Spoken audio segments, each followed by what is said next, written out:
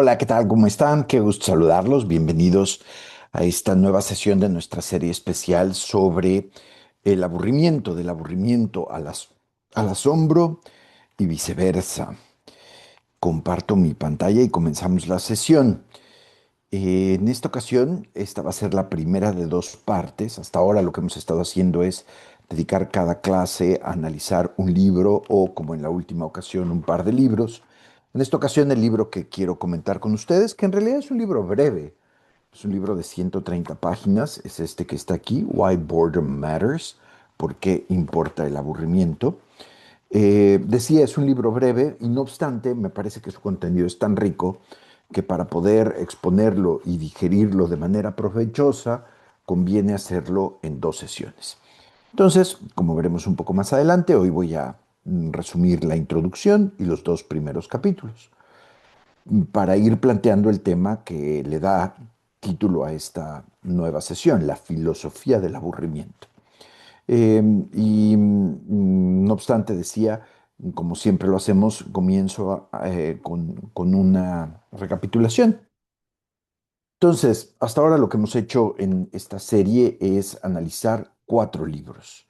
Uno en la primera, otro en la segunda, dos en la tercera.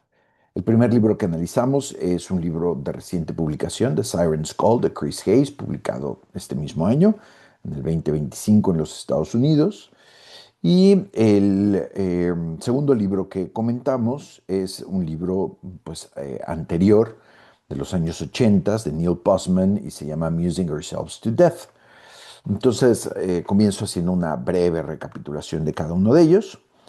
Eh, Hayes plantea todo su libro en torno a esta idea, ¿no? El recurso escaso más valioso en el mundo actual, hipertecnificado, hiperconectado, es la atención de cada ser humano. Y la atención de cada ser humano, decíamos, es un recurso escaso porque solamente abarca 24 horas al día, de las cuales por necesidad fisiológica uno tiene que dedicar un número de ellas a dormir. Y eso pues reduce aún más el número de horas en las que puedo poner mi atención en algo con la finalidad, dice Chris Hayes, en este mundo tecnificado, comercializado, materialista, digital, de consumir. La gente quiere llamar mi atención para que yo compre un producto o un servicio que ellos me están ofreciendo. Y la economía se está construyendo en torno a estas dinámicas de captar atención, vender, captar atención, vender. Y por lo tanto, el mercado se está especializando en llamar la atención de los demás. De ahí el título del libro, o el canto de las sirenas, diríamos, aduciendo al clásico homérico, al poema de la Odisea, donde Odiseo se enfrenta con este canto irresistible, ¿no? Al que le puede conllevar la muerte. Bien, entonces todo esto ha creado que haya una carrera para construir medios digitales que sean cada vez más atractivos y que sean cada vez más adictivos. Vivimos en una sociedad que está promoviendo la adicción.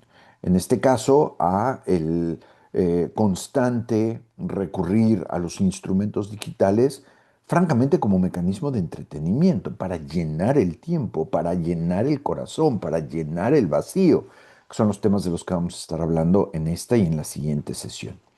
Toda esta dinámica, dice Hayes, deja a las personas con una sensación de descolocación, que él refiere utilizando un término popularizado por Marx, que es el de la alienación. Estoy poniendo mi atención, que es lo más preciado que tengo, dice Hayes, y que de alguna manera constituye quién soy yo, en algo que no soy yo, que es de alguien más. Y ese alguien más quiere mi atención no por fines altruistas, sino por fines comerciales. Me está explotando, me trata como medio y no como fin. Y todo eso genera una sensación de vacío y un malestar que se está convirtiendo en algo omnipresente en el mundo en el que estamos viviendo. Y ante estas circunstancias, estoy resumiendo muchísimo el libro, pero quienes no hayan visto la primera sesión, pues ahí está, como para poder ir desglosando más paso por paso cómo construye Hayes su argumento. Pero decía, ante esta circunstancia, más me vale como Ulises en la Odisea poner los medios para resistirme al canto de las sirenas. Y eso él lo plantea en dos esferas, en la esfera de del autocontrol, como Ulises que le pone cera en las orejas a a sus compañeros de viaje para evitar que escuchen el canto a las sirenas, y él mismo se amarra al mástil del barco para evitar seguir a las sirenas o forzar a sus hombres a seguir a las sirenas ante lo maravilloso de su canto. Entonces está la dimensión del autocontrol y luego la dimensión de la regulación, donde él alcanza a decir que pues conviene limitar el número de horas dedicada, incluso legalmente, a los entretenimientos más adictivos. Él mismo dice, reconozco que es muy difícil de lograr esto, pero es lo que deberíamos de poder hacer, como en su momento se limitó el número de horas en que los obreros serán obligados a trabajar por humanidad, ¿no? Y también a manera de las regulaciones que son necesarias en este ámbito, él decía hay que cuidar la edad de aquellos que se ven expuestos a estos medios digitales cada vez más atractivos y cada vez más adictivos. Y pone el mismo símil como cuando limitamos la edad, marcamos un límite mínimo de edad para que la gente pudiese trabajar, evitando con ello el trabajo infantil, por lo pernicioso que hubiese sido con respecto al desarrollo de los niños, ¿no? Bien, bueno, pues hasta ahí con Chris Hayes. Ahora, yo les contaba cuando eh, planteé esa y la siguiente sesión, que Hayes, para hablar de estos temas, sobre todo de el cómo hemos dado el giro hacia una sociedad del entretenimiento cada vez más atractiva y más adictiva, cita constantemente esta otra obra, Amusing Ourselves to Death, divirtiéndonos o entreteniéndonos hasta la muerte, de Neil Postman. Entonces veamos cuáles son los argumentos centrales del texto de Postman. Él comienza diciendo, ¿no? A lo largo de la historia de la humanidad ha habido grandes cambios en la forma en la que transmitimos mensajes. Al principio todos los mensajes se transmitían de manera oral, después se empezaron a transmitir de manera escrita, luego ese mecanismo de la escritura dejó de ser manual y se convirtió en algo técnico, industrial o artesanal, pero al final del día de gran capacidad de reproducción con el invento o el perfeccionamiento de la prensa de tipos móviles, y aparecen los libros y es el nuevo gran mecanismo de transmisión de mensajes. Y más recientemente, dice Postman, él está escribiendo esto todavía en los ochentas, cuando el Internet era algo pues muy reducido. Decía, recientemente los mensajes se transmiten principalmente por escrito, sino se transmiten de manera visual, a través de la televisión. Y buena parte del libro está dedicada a comparar estos dos tipos de transmisión del conocimiento. Y de ahí esta frase que ahora aparece en sus pantallas, el medio es la metáfora. Dependiendo de qué medio utilizas para transmitir el conocimiento, lo que estás transmitiendo va a generar un tipo de persona diferente. No es lo mismo leer algo, no eres tú igual cuando lees algo que cuando ves algo. El resultado final es distinto. Y a eso es, insisto, a lo que se refiere con esta frase que tiene algo de enigmática, pero también tiene mucho de verdad. Entonces, él dice, estamos viviendo el paso de la cultura del libro a la cultura visual que funciona bajo las reglas del espectáculo. Todo tiene que ser accesible, todo tiene que ser inmediato, todo tiene que ser fácilmente comprensible y por lo tanto no debe de requerir ningún tipo de prerequisito intelectual, no tienes que saber nada para disfrutar lo que estás viendo una vez que prendes la tele, te tiene que poder agarrar de inmediato, todo tiene que ser divertido, todo tiene que ser entretenido. Y luego él dice, eso afecta a otros ámbitos de la sociedad. Porque lo que la tele nos da y nos acostumbra a recibir, lo fácil, lo rápido, lo divertido, se convierte en lo que esperamos de otros ámbitos de nuestra vida. Él pone en concreto los ejemplos de la educación. Los profesores tienen que ser otra vez rápidos, eficaces, divertidos, superficiales. En el ámbito de la política, los políticos ya no tienen que saber resolver problemas, solamente tienen que saber para audiencias, y si lo hacen a través del escándalo, pues está bien, es un mecanismo igualmente válido que otros, porque lo que se premia es eso, que nos mantengan entretenidos, y lo plantea también en el ámbito de la religión. Y él cree que todo esto va en demérito de la calidad de estos ámbitos de la vida, de la educación, de la política, de la religión.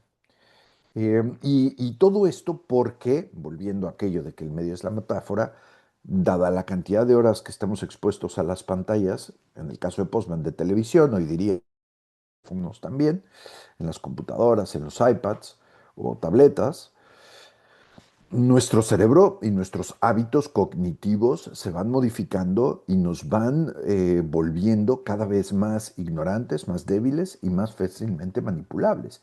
Dice, y el drama, dice Postman, es que lo hacemos por voluntad propia. Nadie me obliga en las noches a sentarme o en cuanto tenga tiempo libre a ver la tele. Y finalmente Postman dice que esto tiene graves consecuencias políticas, porque eh, los ciudadanos que son ignorantes, débiles y manipulables difícilmente se van a meter en las honduras de una política reflexiva, profunda, eficaz, que requiere de exactamente lo contrario, conocimiento, fortaleza, carácter, ¿no? Entonces estamos haciendo una sociedad de blandos y por lo tanto la política se presta para el abuso de los más sagaces, ¿no? Y entonces esta cultura del entretenimiento está creando borregos que alimentan una política demagógica e ineficaz que tarde o temprano acaba dañando profundamente las estructuras de la sociedad y nos alejan cada vez más de la consecución del bien común. Em, entonces, de alguna manera, la conclusión tanto de Hayes como de Postman es que en este mundo de pantallas, en donde lo visual conlleva un tipo de transmisión de los mensajes que nos hacen particularmente ignorantes, débiles y manipulables, nuestra libertad eh, política y nuestra felicidad personal están en riesgo y se van acentuando en el mundo entero las condiciones que facilitan el advenimiento de sistemas autoritarios. En el libro de Amusing Ourselves to Death, en la parte final, Neil Postman acaba concluyendo que de los dos modelos de autoritarismo que a principios del siglo XX los literatos se habían imaginado mientras contemplaban cómo iba floreciendo el comunismo marxista y eventualmente los fascismos, de los dos modelos decía, uno es el que triunfa. Y entonces lo identifica con dos libros, por un lado 1984 de George Orwell y por el otro lado A Brave New World, Un Mundo Feliz de Aldous Huxley.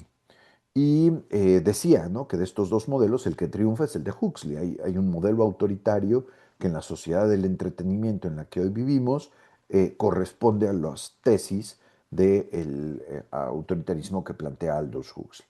Y por eso en la tercera sesión de este ciclo de sesiones extraordinarias nos echamos un clavado en estas dos grandes obras de la literatura del siglo XX. En el caso de George Orwell, los dos son modelos, decíamos, absolutistas, pero de distinta naturaleza. En el caso de George Orwell, estamos ante un absolutismo de carácter coercitivo, mientras que en el caso de Aldous Huxley estamos ante un autoritarismo de carácter hedonotécnico, eh, es decir, resultante no de la aplicación de la coacción y el influjo del miedo constante entre la ciudadanía, como sería el caso del absolutismo coercitivo, sino el control total que se consigue, por un lado, creando una sociedad del placer absoluto, donde nadie tenga nada de qué quejarse, porque todo el mundo se le está pasando pipa, Y por otro lado, el utilizamiento de los instrumentos técnicos, tanto de la manipulación genética como del condicionamiento social, para conseguir la docilidad y por lo tanto la adhesión voluntaria de los gobernados con respecto del orden social que conviene a los gobernantes, en este caso a los alfas, ¿no? Que era el grupo social más prominente en la estructura del mundo feliz de Huxley. Entonces decíamos, ¿no? El absolutismo coercitivo de George Orwell se construye por mecanismos de vigilancia total, de propaganda incesante y de un constante sembrar odio y miedo ante la gente, entre la gente. Yo pongo un ejemplo, ¿no? Recuerdo hace muchos años haber estado en Cuba y me tocó organizar, la primera vez que fui, me tocó organizar un programa con la Facultad de Derecho de la Universidad de La Habana, una cosa memorable. Y fue una experiencia muy bonita en mi vida. Me tocó llevar un grupo de alumnos de México a La Habana durante una semana y tomamos juntos un curso de Derecho Constitucional comparado, ¿no? Llevamos profesores mexicanos, profesores cubanos y cada quien estuvo exponiendo sus realidades. Y recuerdo esta primera confrontación a finales de los noventas, en tiempos de lo que en la historia de Cuba se conoce como el periodo especial, ya después de la caída del muro de Berlín, de la desincorporación de la Unión Soviética, el miedo de la gente para hablar. No, era muy común que tú cuando te acercabas con alguien, por el simple hecho de ser extranjero, pues estabas exponiendo a esta persona a una circunstancia en donde sería visto con sospecha por otros, ¿no? Entonces recuerdo estar en la plaza central de la Universidad de La Habana, bellísima, y de acercarme a hablar con un personaje ahí, y que bueno, antes de contestarme empieza a voltear con temor para ver quién es el que lo estaba viendo, y en función de ello ver si me respondía o no me respondía, ¿no? Entonces, pues son sociedades del miedo, ¿no?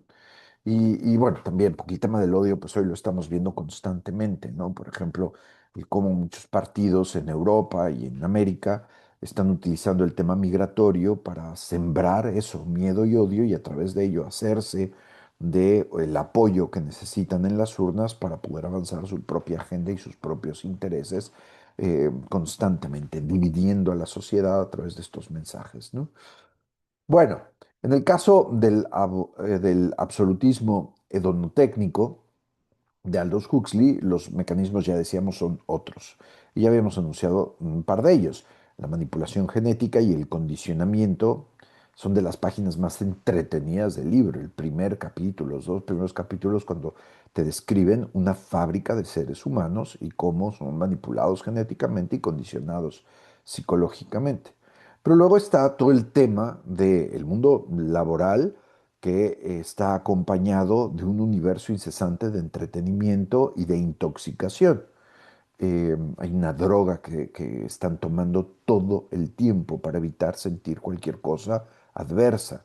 En cuanto alguien empieza a experimentar los más mínimos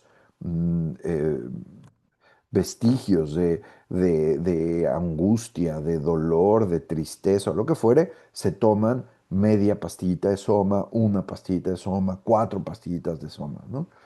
Una cosa tremenda que hoy también se está volviendo realidad, ¿no? Con el consumo, por ejemplo, de las gomitas, ¿no? Entonces, bueno, pues ya está.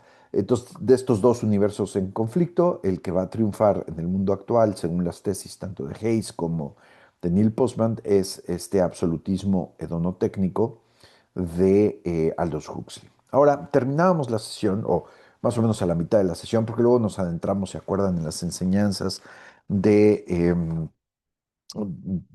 Timothy Snyder sobre el tema de los autoritarismos, las señales de prevención de cuando se está acercando un sistema totalitario y qué es lo que hay que hacer al respecto. Pero decía que más allá de las diferencias entre los libros, a mí me llamó muchísimo la atención que hay un universo de paralelismos. En los dos libros, en los dos mundos, tanto en el de Orwell como en el de Huxley, hay el mismo catálogo de cosas prohibidas, o coincide muchos de los elementos del catálogo de cosas prohibidas. Es mal visto que alguien desarrolle un carácter individualista que lo convierta en un crítico del orden, ¿no? Al contrario, uno tiene que ser un sumiso integrante de la colectividad. Para conseguir eso, pues conviene evitar que la gente tenga momentos de soledad. Hay que eliminar el contacto con el arte y la literatura, sobre todo las obras profundas del pasado que hacían a la gente pensar, porque no queremos que la gente piense. Y en esa misma línea, eliminemos o manipulemos todo lo que tenga que ver con disciplinas como la filosofía, la religión, la historia. Todos los mecanismos de acceso a la verdad tienen que estar controlados por el Estado. Evitemos el contacto con la naturaleza que le brinda a la gente una experiencia gratuita de plenitud. La gente no debe tener experiencias gratuitas de plenitud. Todas las experiencias de plenitud tienen que estar mediadas por instrumentos de control del poder. El peligro del amor romántico, ¿no? Que ya explicábamos que se maneja de manera muy distinta en cada uno de los dos libros. A través de, en George Orwell, la prohibición del amor romántico se consigue por medio de la prohibición del sexo y la reducción de la institución del matrimonio al mero aspecto reproductivo, y ya está, al mínimo. Y para dejar que una pareja se case es indispensable que no se amen. Y hay un comité que va a evaluar que ese sea el caso, ¿no? Entonces, ahí es por la desaparición de lo romántico que se resuelve el tema de lo peligroso que puede ser el amor romántico. Y en el caso de Huxley, al contrario, es por la liberación sexual y con ello la trivialización de las relaciones entre hombres y mujeres que le restan toda posibilidad de profundidad a esas relaciones y con ello toda posibilidad de daño, ¿no?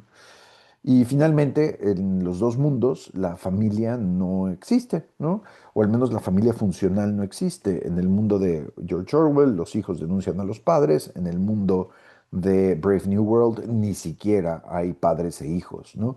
Porque los seres humanos son producidos en fábricas a través de mecanismos de eh, fertilización in vitro y después de gestación técnica, ¿no?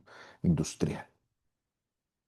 Y también en ambos universos se fomenta lo mismo, se fomenta la ignorancia, se fomenta el conformismo. Y una cosa que me interesa mucho y es el puente a la sesión del día de hoy, es que también se fomenta la distracción constante, que la gente nunca esté aburrida, que siempre tenga algo que hacer, que la gente nunca esté ociosa en el doble sentido, en la doble acepción del término, tanto en la negativa, no tengo nada que hacer, y viene un momento de desesperación por ello, ¿no? Entonces, a ver qué me invento, y por eso la ociosidad es madre de todos los vicios. Pero luego está el sentido más profundo que ya hemos estudiado aquí en la serie anterior de sesiones especiales, que hablan del ocio, no la ociosidad, sino el ocio como un mecanismo de realización plena del espíritu humano. Pues el Estado no quiere eso, porque eso fomenta el carácter, la individualidad, el pensamiento, la capacidad crítica, y el Estado no quiere nada de eso. Entonces, que la gente no tenga tiempo de pensar que la gente, por lo tanto, no tenga momentos de inactividad. Y para ello, pues trabajo, y como la gente no puede trabajar todo el tiempo, pues entonces es trabajo y entretenimiento. Lo mismo pasa, esto es muy interesante, ¿no? En fin, ahí está la otra sesión, pero rápido. En el mundo de George Orwell, a los funcionarios, como el personaje principal de la obra, Winston, de nombre, si no mal recuerdo, eh, a los funcionarios, saliendo del trabajo, se espera de ellos que vayan a una especie como de club, en donde es muy mal visto no ir, porque quiere decir que estás metido en tu casa solo y quién sabe en qué estés pensando y qué estés haciendo. Te vuelves sospechoso si no vas al entretenimiento oficial. Y luego, con respecto del proletariado, hay toda una serie de mecanismos de entretenimiento para mantener a la gente ocupada y sumisa. Y vean, o sea, yo los empiezo a enumerar y uno se aterra porque eso es la vida en la que ustedes y yo ordinariamente hoy vivimos, el mundo que hoy vivimos, ¿no? Entonces, todo el tiempo están en el universo de los deportes y las apuestas, el consumo de alcohol, la música superficial, que es muy fácil de aprenderse y muy fácil de bailar, pero que no genera ningún movimiento interior profundo. La pornografía, la promoción, el Estado promueve la pornografía para mantener a la gente entretenida y sumisa, por poner solamente algunos ejemplos, ¿no? Entonces, pero el punto es ese, que nadie tenga tiempo de pensar, ¿no? Distracción constante. Entonces, esto me interesa mucho y es a lo que quiero dedicarle las últimas dos sesiones de este ciclo, porque me interesa muchísimo la relación entre estos dos universos, el aburrimiento y el ocio. Y para ello, pues he querido plantear este tema que comenzamos el día de hoy, terminaremos en el mes de enero del 2026, Dios mediante, que es el de la filosofía del ocio, entrarle, perdón, del aburrimiento, entrarle a fondo al tema del aburrimiento. A mí me impactó muchísimo el capítulo del libro de Chris Hayes, en donde de alguna manera plantea todo este universo de manipulación y control construido sobre la necesidad vital de entretenerse de los seres humanos, el pánico que le tenemos al aburrimiento, al sentirnos aburridos. Esa es la piedra sobre la que Hayes construye todo su mundo. Y me impactó. Al principio me pareció una exageración, una superficialidad, pero conforme lo he ido pensando más, estoy cayendo en la cuenta de que es cierto, que hay que entrarle a fondo a este tema. Y para ello, pues el análisis del libro que vamos a ver a continuación. Lo pongo en estos términos. Si el aburrimiento, si la ociosidad y el aburrimiento es algo tan peligroso en los universos de los absolutismos de George Orwell y de eh, Aldous Huxley, tan peligroso que el Estado los prohíbe y obliga o mueve a la gente a vivir en un constante ruidero de diversión y entretenimiento, es porque el aburrimiento tiene algo de peligroso para los esquemas de control y superficialidad. Y por lo tanto el aburrimiento no necesariamente es malo, no es algo que tengamos que evitar a toda costa, que es un poco lo que planteaba Hayes, al menos como necesidad vital o como primer impulso de lo humano. Entonces decía, ¿no? Que para ello pues nos vamos a echar un clavado en el libro de ¿Por qué el aburrimiento es importante? De Kevin Hood Gary, un profesor. Cuando lo escribió era profesor de educación en la Universidad de Valparaíso, en el estado de Indiana, en los Estados Unidos. Y el subtítulo del libro pues, es muy revelador de la profundidad que el tema conlleva. Educación, ocio y la búsqueda de una vida llena de sentido. Entonces, el libro tiene una introducción y un epílogo y tiene 6 capítulos. Entonces, hoy decíamos vamos a dedicarnos a los dos primeros capítulos de la introducción. El primer capítulo es la moralidad del aburrimiento y una breve historia del ocio. El segundo capítulo es el problema del aburrimiento. Un tercer capítulo donde entra más a fondo en los orígenes del aburrimiento, en lo que él llama despair. Yo lo traduje al castellano como desesperación, pero es más que eso. Tengo que pensar en una mejor palabra, a ver si a ustedes se les ocurre. Me lo pueden compartir por el chat. Y luego, entonces es como la parte de diagnóstico y luego viene la parte de la propuesta centrada en el ocio. Nosotros, insisto, ya hicimos una serie completa sobre el tema del ocio, pero la construí en buena medida en torno a Joseph Pieper. Y una cosa que disfruté mucho de este libro de Kevin Hood, Gary, es que si bien Piper es un personaje importante en su planteamiento del ocio, para nada se queda en Piper.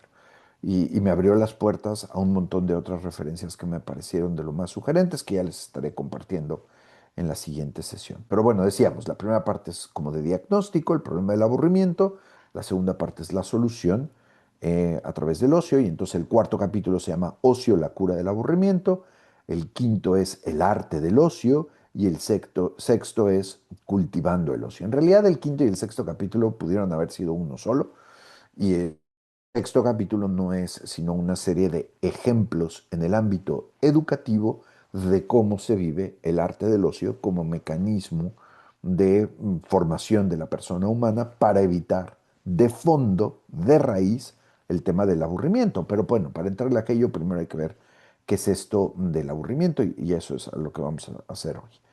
El epílogo lleva por tema coda sobre el yo en ocio y es muy bonito, muy, muy bonito y me parece que tiene ahí algunas intuiciones extraordinarias. Pero bueno, decíamos, vamos a quedarnos solo con esta primera parte. Ya decíamos que el autor es un profesor de educación y la manera en la que él abre y cierra el tema es reflexionando sobre cómo es tan común que los estudiantes digan que la escuela es aburrida, que se aburren en la escuela, que hay materias aburridas, que hay profesores aburridos, eh, que la escuela es insufrible. Bueno, pues ya ustedes me dirán, ¿no? Su opinión sobre la escuela. Yo entro a una escuela, sea un colegio, una primaria, sea una secundaria, una prepa, entro a una universidad y estoy entrando en una verdadera situación de éxtasis, ¿no? A mí me enloquece el espacio educativo. Eh, para mí entrar a una escuela es como entrar a un estadio, una sala de conciertos, a un templo, ¿no? O sea, es un lugar donde me transformo, un gran museo. Eh, y le doy muchas gracias a Dios por los extraordinarios maestros y maestras que he tenido a lo largo de mi vida que me han regalado esa visión de la educación. Pero resulta que para la mayor parte de la gente la escuela es un bodrio, ¿no? Y eso le preocupa al autor y entonces comienza hablando de ello. Em, entonces, al respecto, lo que él dice es que, bueno, pues parece que la experiencia de la escuela como algo aburrido cada vez es más omnipresente. Y ante ello, las escuelas y los maestros desarrollan ordinariamente dos técnicas de solución. Si la escuela es aburrida, hay dos cosas que decirle a los alumnos. Uno es, dos cosas que hay que hacer con los alumnos. Uno es el entretenerlos. Es un poco, y aquí retomamos lo ya dicho sobre el entretenimiento, el Neil Postman, ¿no? Los alumnos están entretenidos a los juegos, a las dinámicas, a los ejemplos, a las historias. Y entonces el profesor tiene que estar constantemente echando mano de todo tipo de instrumentos para mantener a los alumnos, eso, divertidos, entretenidos. Y evidentemente, pues eso, aunque no lo aborda propiamente eh, el autor en su obra, pues con facilidad va en demérito de la calidad de la educación, ¿no? Y además, y esto es algo de lo que habla en la parte final y me pareció interesante, es, es desgastante y profundamente desmotivante para los profesores, ¿no? ¿Cuántas veces no hemos oído a un maestro decir, es que no estoy aquí de payaso para entretener a los niños, ¿no? Bueno, pues entonces, un camino de enfrentamiento del tema de del posible carácter aburrido de la escuela es el entretenimiento. Y el otro es el de la resignación, decirle a los niños, se amuelan, así es la vida, tienen que acostumbrarse a que no todo les va a gustar y que tienen deberes que tienen que cumplir y tienen que sacarlos adelante. Y ante la pregunta desesperada del niño de ¿y por qué tengo que estudiar esto y por qué esto es importante? El maestro puede contestar cosas como, pues porque si no hacemos esto, no vas a poder pasar el examen, si no pasas el examen, no vas a pasar de grado, si no vas a pasar de grado, no puedes ir a la universidad, si no vas a la universidad, te vas a quedar tonto y pobre, y si eres pobre, vas a ser miserable. Entonces, ni modo, ya sé que no te gusta y que es aburrido, a mí también me aburre, pero lo tenemos que hacer y lo hacemos. Dos caminos, la diversión, el entretenimiento o la resignación. Con respecto del segundo, hay una frase que me pareció buenísima del autor, que dice que a los alumnos cuando se asume el camino de la resignación, se les está enseñando a esperar menos de la escuela y de la vida, ¿no? Te amuelas, así es. Hay cosas aburridas. Cuando en realidad la escuela tiene que ser el lugar donde a uno le enseñan a encontrar más. ¿No? Y esto es ya la clave del libro entero, ¿eh? Eh, para él, la única manera de salir de la trampa del aburrimiento o de la situación del aburrimiento es descubriendo la vida como aventura, la vida entera como aventura. Eh, Y luego, al final, trata de entender cuál es el papel que puede tener un profesor en formarle esa conciencia a sus alumnos.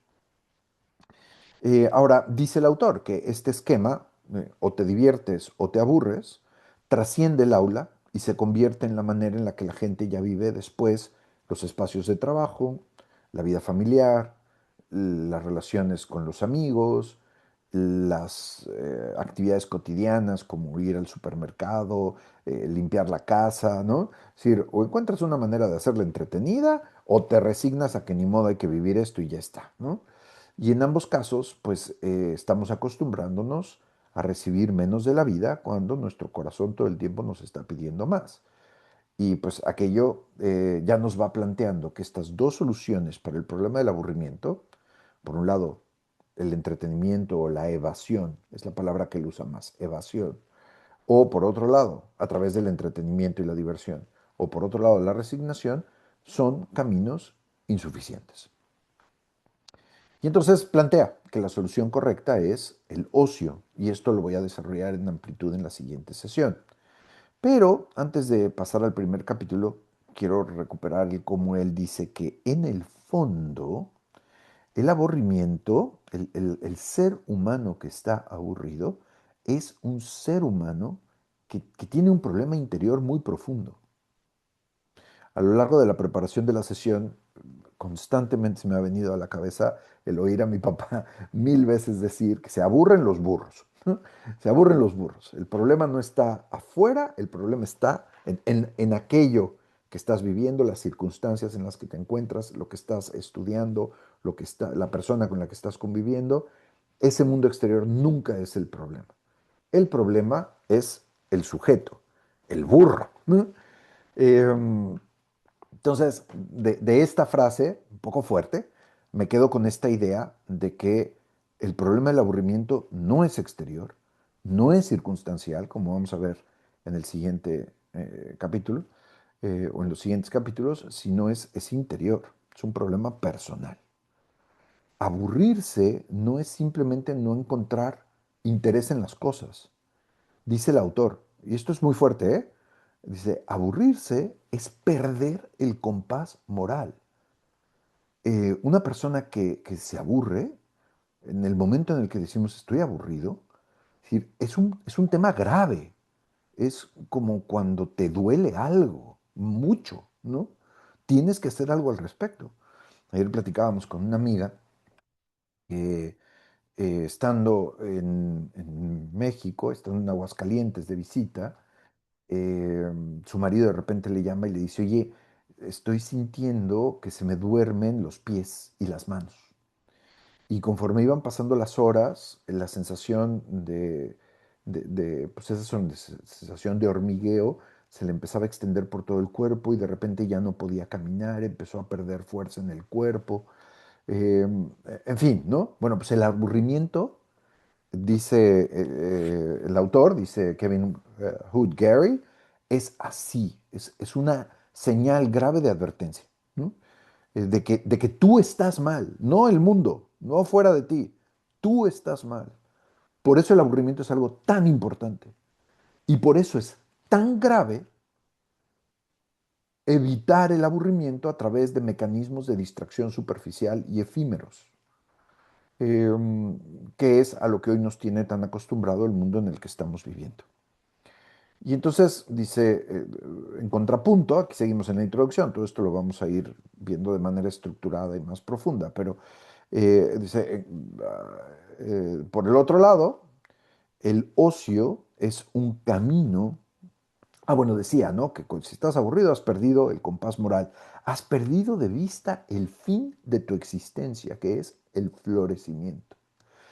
Y entonces dice, el ocio, por lo tanto, es un camino a la recomposición de nuestra brújula, de nuestro compás moral, y es también un camino de reencuentro y avance hacia nuestro fin existencial fundamental, que es el florecimiento, podríamos decir la felicidad, ¿no?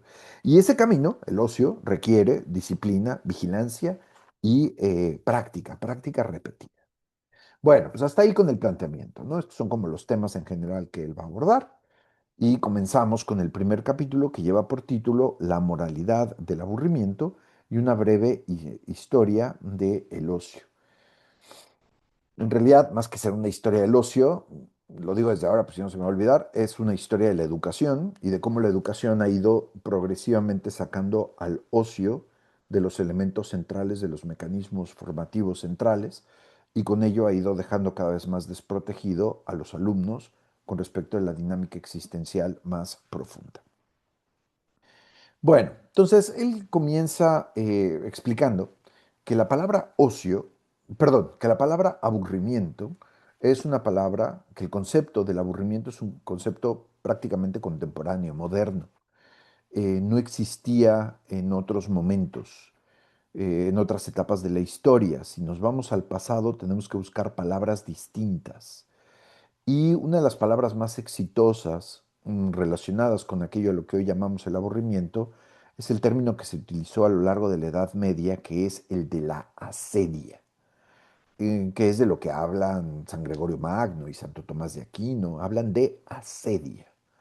Em, es muy interesante porque él explica que esta, esta condición, la condición del que está afectado por la asedia, no es simplemente una situación de exasperación por el presente, sino que es un mal moral. Es como experimentar una ira que se abraza y da pie a que después cometamos una serie de tonterías agrediendo a otros, por ejemplo, ¿no? O dejarnos llevar por el miedo. Es algo que tiene una valoración moral, no es una mera circunstancia, sino es algo que requiere de una respuesta adecuada, porque de lo contrario se convierte en un mal que daña nuestra vida. El aburrimiento no es un estado neutral, ¿no? Estoy aburrido porque no estoy haciendo nada. Tengo que hacer algo y se me quita lo aburrido. Sino que el aburrimiento es un problema moral. O sea, he tomado malas decisiones. Y si no decido bien, por las cuales hoy estoy aburrido, si no decido bien, voy a empezar a hacer unas tonterías tremendas que van a hacerle mucho daño a mi vida. Y por eso explica el autor que la asedia se ligaba con otros vicios como la glotonería, la lujuria, la ira, consecuencia de esta situación de exasperación en la que me encuentro en virtud de una serie de malas decisiones, que abrazo y que me dejo que me lleven hacia un daño. Entonces, dice él, ¿no? A la hora de valorar el aburrimiento, recordemos que en el pasado era visto como un mal moral, como un pecado capital, ¿no? Eh, es decir, algo que le hace un profundo daño a la persona y a la sociedad. No es un mero estado mental. Y esto es muy interesante, ¿no? Porque no es un estado, un mero estado momentáneo en el interior de la persona que se soluciona cambiando de circunstancias. No es culpa de las circunstancias, no es culpa del profesor aburrido, la materia aburrida o lo que fuese, sino es problema personal, porque yo voluntariamente estoy aceptando tener una manera de ser que es deficiente, ¿no? Y cita a un autor moderno, Bernard Russell, con una frase que es muy buena, ¿no? Dice, la mitad de los pecados tienen origen en el miedo al aburrimiento. ¿No? Porque la gente no quiere estar aburrida y entonces comienzan a hacer una serie de tonterías, o comenzamos a hacer una serie de tonterías terribles, ¿no? Y luego a continuación él dice, a ver, piénsenlo en serio, cuando estás aburrido, difícilmente puedes decirle al mundo, a ti y al mundo, que esa es la mejor versión de ti mismo, ¿no? No es verdad. Estás en una situación subóptima. Em, que da pie después, ya eso lo plantea en términos contemporáneos, a graves problemas de adicciones, problemas de consumo desordenado de alimentos, el drama de las apuestas, los problemas de vinculación entre las personas, por ejemplo, por la distracción que provocan los teléfonos, ya nadie está oyendo a nadie, todo el mundo está en su propio teléfono. O esta sensación de vacío y de, al final, inconformidad con uno mismo que se sigue de dedicarle una cantidad absurda de tiempo a cosas de nimia importancia, ¿no? Que nos dejan con una profunda sensación, insisto, de vacío. Entonces, él dice, ante la sedia, Como ante la ira o el miedo, hay maneras correctas e incorrectas de reaccionar. Siento miedo, está bien, esa es la circunstancia en la que te encuentras. Ahora, ¿qué vas a hacer al respecto? Bueno, pues lo mismo con la sedia, ¿no? Si te vas por el camino de las adicciones, la glotonería, las apuestas, la desvinculación con otras personas, el aislamiento o la pérdida de tiempo, pues entonces te estás haciendo un grave daño. Y esa no es una manera adecuada. El camino adecuado de enfrentar el aburrimiento, la sedia y el aburrimiento, es entrándole de frente. ¿Sí? ¿Y por qué? Y no le eches la culpa a las circunstancias. ¿Qué hay en mí o qué falta en mí que soy uno de esos que se aburre? ¿No? Y entonces plantea una pregunta fantástica, ¿no? ¿Puede uno ser inaburrible? ¿Se puede llegar a ser una persona que en ninguna circunstancia se aburra? Alguien que siempre está disfrutando la vida, alguien que siempre tiene su compás claro, que está caminando en vías de florecimiento. Y el planteamiento es, si sí se puede, ¿cómo le hago? Porque yo quiero eso, ¿no? Y obviamente pues, su respuesta ya la conocemos, que es la de el ocio. A continuación, subraya, ¿no? Que el ocio, perdón, que el aburrimiento parece ser objetivo. El profe aburrido, el programa de televisión aburrido, la película aburrida, el libro aburrido, la materia aburrida, la persona aburrida, cuando en realidad el tema de fondo del aburrimiento es personal, ¿no? Y el problema está en que en lugar de preguntarnos qué está mal conmigo cuando estoy aburrido, con muchísima facilidad lo que creemos es que el problema se soluciona cambiando de circunstancias, como lo que está provocando esta sensación de inquietud profunda en mí, que llamo aburrimiento, de insatisfacción profunda, es esta persona, esta materia, esta clase, pues me urge que se vaya esta persona, que se acabe esta materia y que yo cambie de circunstancias y para eso voy a hacer otra cosa que sí me guste y que sí me entretenga y que no me deje aburrido. Y él dice, eso que es una salida falsa, la evasión, hoy está siendo potenciada por el problema de las redes sociales y la proximidad de toda la distracción que nos viene a través de la tecnología. Y entonces estamos desperdiciando una oportunidad enorme, una cosa muy importante, que es el que se nos advierta una vez más que hay algo que está mal con nosotros, muy profundo y grave. Y además él dice que por su propia naturaleza el aburrimiento nos debe mover, ¿no? Es decir, el que está aburrido está en una situación subóptima y entonces tiene que hacer algo para cambiarla. Y entonces él dice, no hagas cualquier cosa. Si estás aburrido, no hagas cualquier cosa, no busques cualquier entretenimiento, no te vayas por lo más fácil, sino dale el golpe de fondo a esa circunstancia en la que te encuentras y toma decisiones que impliquen un verdadero cambio, que te estén poniendo en el camino hacia convertirte en alguien inaburrible. ¿No? Bien, em, ok. Ahora, por otro lado, también dice de manera muy interesante, ¿no? ¿Cuántas veces no nos ha pasado que consideramos que algo es aburrido y de repente cuando ya nos lo explican, nos parece fascinante? O cuántas veces no nos ha pasado que algo que nos aburría de niños se convierte en algo fascinante de adultos. Entonces, el problema no estaba en el objeto, el problema estaba en el sujeto. Por mi ignorancia, por mi inmadurez, yo no alcanzaba a entender que eso sí era interesante e importante. Y entonces hay que desconfiar del aburrimiento. Cuando yo digo que algo es aburrido, el problema muy probablemente no está en la persona, la clase, la película, la circunstancia, sino el problema está en mí, por mi ignorancia o por mi inmadurez, ¿no? Entonces, de entrada, cuando estés aburrido, desconfía del aburrimiento. Em, y luego, no te vayas por la salida fácil, que es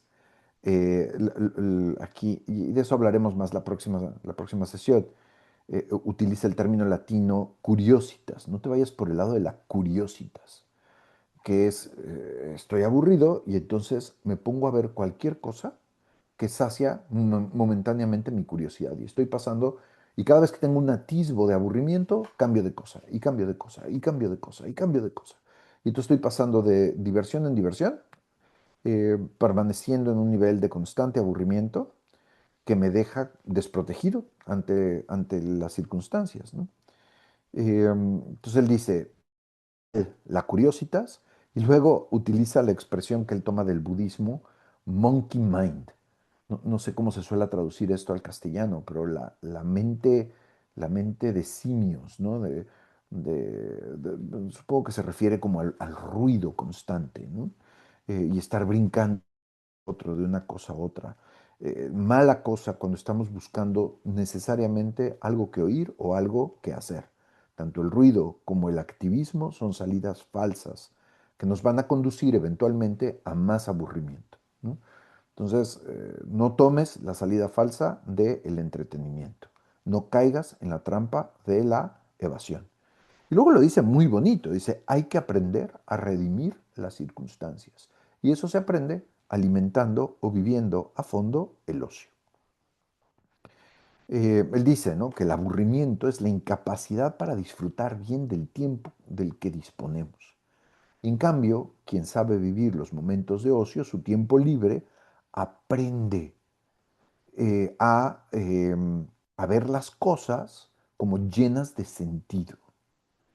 Y eso le permite redimir las circunstancias, ¿no? Cualquier circunstancia sabe encontrarle sentido. Y por lo tanto, no se aburre. Al contrario, florece, florece todo el tiempo. Eh, a continuación viene una digresión interesante en donde él habla de cómo la educación hoy en día deja muy mal parados a los alumnos en lo que al manejo del aburrimiento se refiere. Quieren enseñarle a los alumnos a hacer cosas prácticas. Y el énfasis está puesto, dice él, en las matemáticas, en la lectura y en la escritura. Cuando antes, y cita un estudio muy interesante que se hizo en los Estados Unidos para replantear la educación secundaria en 1918, hace 107 años, que planteaba como un objetivo indispensable para que la educación fuera eficaz y positiva en la vida de los alumnos, el que se les enseñara a gozar, a disfrutar. Y entonces decía que en el currículum educativo tenía que haber tiempo dedicado a instrumentos y mecanismos y caminos para el asombro y el gozo. Y la lista es interesante: la música, las artes, la literatura, el teatro, los temas, los problemas sociales, las ciencias, ¿m? Todo aquello que hace que el mundo se vuelva fascinante. Y cuando no hay esta adecuada recreación, y es muy bonita la palabra, estos mecanismos de encuentro con lo fascinante nos recrea, nos hace de nuevo, hay graves daños para la persona. Y entonces cita los siguientes, ¿no? Se daña la salud, hay un desorden en la vida familiar, ¿no? La gente se lleva mal cuando no pasan por estos procesos de recreación. La gente no le encuentra sentido a su trabajo o no descubre la profesión a la que se quieren dedicar. Hay una baja en la eficacia vocacional, dice él. Y se va diluyendo y acaba desapareciendo la mentalidad de la responsabilidad cívica. Y luego, finalmente, viene esta parte que les decía de la historia de la educación, donde empieza primero hablando de esta educación que ahora estoy describiendo, que se centra en lo esencial, le llama esencialista. Dice, la educación es para entrenar a la gente, para que pueda trabajar, ser próspera, colaborar al desarrollo económico y social, y para poder lograr eso tienen que saber matemáticas, tienen que saber leer y tienen que saber escribir. Eso es el esencialismo. Esa educación deja a la gente desprotegida en lo que a su realización personal y a su situación vital se refiere, porque no les enseña a gozar, ¿no? Luego dice, en el siglo XX hubo una escuela opuesta que se llamó el progresivismo, y cita, por ejemplo, a John Dewey como uno de los autores progresivistas, que dijeron, no, la educación tiene que ser más que eso, y busca una visión holística de la educación. Y el punto de partida del progresivismo era el interés, que cada niño siga el camino de su interés, ¿no? La educación Montessori, por ejemplo. Eh, y entonces él estira el argumento y dice, bueno, pues esto es más positivo, pero también se agota porque los intereses son cambiantes. y a veces son muy superficiales y las necesidades de aprender también tienen una dimensión objetiva. Y entonces llega un momento, y dice que John Dewey así lo reconoce, en que hay que dejar de hablar de intereses y hay que empezar a hablar de voluntad, de fuerza de voluntad, de disciplina, de orden, para poder completar el espectro de los conocimientos que uno tiene que adquirir. Y entonces volvemos al punto en donde tenemos que preguntarnos, ¿y eso cómo lo hacemos satisfactorio y no aburrido? Entonces volvemos al punto, diría él, de entrar en el universo del ocio, que ya dijimos que vamos a desarrollar en la segunda parte de esta exposición el mes que entra.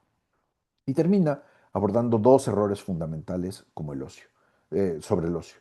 Dice, cuando hablo de ocio, no hablo de ociosidad, no hablo de irse de vacaciones, no hablo de estarse divirtiendo todo el tiempo, que tiene algo de elitista, ¿no? Porque desde esta perspectiva solo tendrían ocio los que tienen dinero para poder tener tiempo libre, ¿no? Entonces dice, no, no estoy hablando de mera diversión, de entretenimiento, al contrario, y no estoy hablando del ocio nada más como una actividad intelectual. Él valora mucho y al principio lo plantea teóricamente, luego lo plantea en los ejemplos, pero me parece que le falta robustez argumentativa al plantear por qué esto es importante. Decía, él le da un lugar muy relevante a lo que él llama las artes vocacionales, ¿no? Al hacer cosas. Él valora mucho las manualidades, por ejemplo, ¿no? No tienes que leer a Shakespeare para vivir bien tus momentos de ocio. Basta con que, incluso el ejemplo es, aprendas a lavar bien los platos. Y bien no se refiere al bien técnico de que el plato quede limpio, sino se refiere a que laves los platos de manera que te hagan más humano. Y entonces de eso es de lo que nos va a hablar cuando hable de su... Bueno, finalmente, el capítulo 2, el problema del aburrimiento. Entonces él dice, a ver, en el fondo el problema del aburrimiento es, ya lo dijimos, es que es interior, no exterior. Por lo tanto, no basta con cambiar las circunstancias. Dice, y esto es cada vez más difícil y está más generalizado porque vivimos en un mundo que con todos sus procesos de industrialización, que con todos sus procesos de estandarización, que con todos sus procesos de urbanización, que con todos sus procesos de sanitización se ha vuelto cada vez más objetivamente previsible y aburrido, ¿no? Entonces, si el mundo exterior cada vez es más aburrido y yo concibo que el problema del aburrimiento está en las circunstancias, pues entonces el mundo moderno a todo el mundo lo hace miserable, ¿no? Eh, y solo quienes tienen la fortuna de poder liberarse de ello a través de las vacaciones y el entretenimiento encuentran un escape que no es una solución. Y entonces él hace una distinción que me parece interesantísima, en la que ahondaremos al inicio de la siguiente sesión, entre el aburrimiento situacional y el aburrimiento existencial. Y entonces él dice, no se trata de cambiar de circunstancias, se trata de cambiar de manera de ver y de pensar. Quien solo atiende a su problema de aburrimiento cambiando de circunstancias, está como corriendo una carrera que siempre va a perder, porque tarde o temprano el aburrimiento lo va a alcanzar de nuevo. Y no está permitiendo que el aburrimiento haga su función, como en el caso de mi amigo que empieza a sentir hormigueo y no se tomó algo para dejar de sentir el hormigueo, sino fue al médico para que le dijera que tenía. Y resultó que era un virus terrible y una circunstancia tremenda y te hospitalizas en este instante y a Dios gracias ya está bien, pero bueno, un susto tremendo. Entonces, el aburrimiento es como el dolor físico agudo. Si lo estás experimentando, tienes que hacer un cambio profundo y no simplemente cambiar de circunstancias. Entonces, él dice, el tema de fondo es el aburrimiento existencial. Quien tiene aburrimiento existencial siempre va a estar sujeto al aburrimiento situacional y no va a haber cambio ni estímulo exterior que lo satisfaga. Es más, peor aún, va a llegar un momento en donde ya no va a haber nada exterior, ni siquiera incluso las cosas más excéntricas, como las drogas y aventarse en paracaídas y las experiencias extremas, ya ni siquiera eso te va a sacar del aburrimiento, porque tu aburrimiento no es situacional, en el fondo es existencial. Y por lo tanto es una pregunta de cómo vives tu vida. Entonces, él dice, al aburrimiento situacional no hay que tenerle miedo, hay que abrazarlo. Hay que ver que si lo estamos experimentando, muy probablemente es porque tenemos un problema moral interior grave que hay que solucionar. Y con respecto del segundo, es eso, ¿no? Hay que entrarle a fondo y solucionarlo. Ya hablaremos más de ello en la próxima sesión. Finalmente, ¿no? Y voy a retomar esto en la próxima clase porque hay más que decir al respecto. Pero él después acaba diciendo, bueno, pues ¿cómo solucionamos el problema existencial? Dice, bueno, pues uno de los caminos más en boga hoy en día es el planteamiento de que dejes de ser como los demás, dejes de vivir el modo masivo, consumista de tratar de satisfacer un corazón que todo el tiempo te está demandando más y empieces a ser tú mismo a fondo. Pero este camino de la autenticidad también tiene sus riesgos y de ello hablaremos en la próxima sesión. Muchas gracias, hasta luego.